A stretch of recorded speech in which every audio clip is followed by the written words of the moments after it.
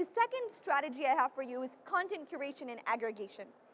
So customers today in the digital space want information, but they want it when they want it, how they want it, otherwise it becomes what? Spam. Spam. I'll give you a great example of this. So if tonight I told you what's the best place to go to Vegas and have dinner, would you guys appreciate that recommendation?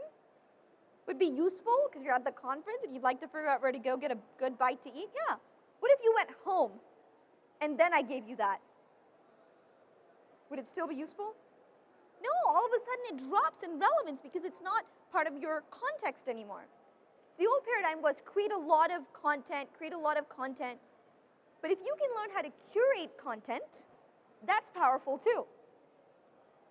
If you can take the best of, if you can be the go-to source for your customers, for the best information in your industry, for the best things they're looking for, that's really powerful. How many are familiar with Pinterest? Okay.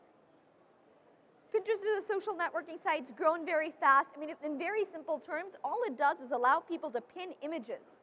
It's really not novel, but why has it grown, so dramatically fast? What's the secret behind Pinterest? And the idea is it's content curation. Because now, I don't have to go looking at every web page on the internet. I can just look at what my friends are sharing, right? I can go look at boards. It helps curate information. That's why Pinterest is so powerful. It's a great strategy for any company to utilize to say, how can we curate and aggregate information in a way that's relevant and within context so our customers turn to us as the go-to source for things? Upworthy. How many people are familiar with Upworthy? Upworthy is great because I love this about them is they don't create any original content. Right? Upworthy takes content, videos, specifically positive videos that are out there on the web. They give them really creative headlines. And they're one of the fastest growing media companies on the web right now. All because they're able to curate information in a way that's smart and relatable to their audience. This is really my favorite. So for those who are, especially in the B2B world, or if you're in an industry that you think is boring, this is a great example because I can't think of anything more mundane than clickers. Can you?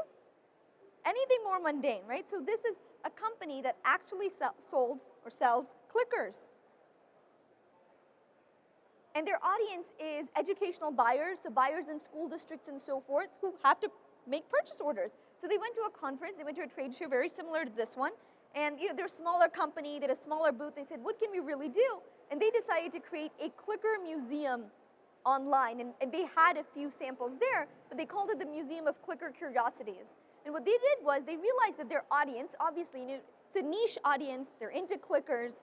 They decided to go back to the 70s and 80s and 60s when clickers were big as this podium right here.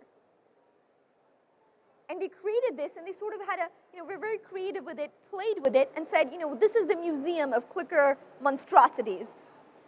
So you saw sort of how technology evolved. It was really neat. People were so interested. They came because they had sort of this lab-like setup. And it was the most popular little booth in the entire trade show. They said they had over 5,000 visitors to their site based on that. And they were competing with some really big brand names. So a lot of these strategies I'm sharing with you, they're not limited if you see a lot of people say, oh, my industry is boring, or we're really niche, or we're B2B, or whatever it is. But it's really not about reaching the broadest audience possible. It's reaching the right audience. It's reaching the right audience with the right message at the right time. And that's what makes digital selling successful.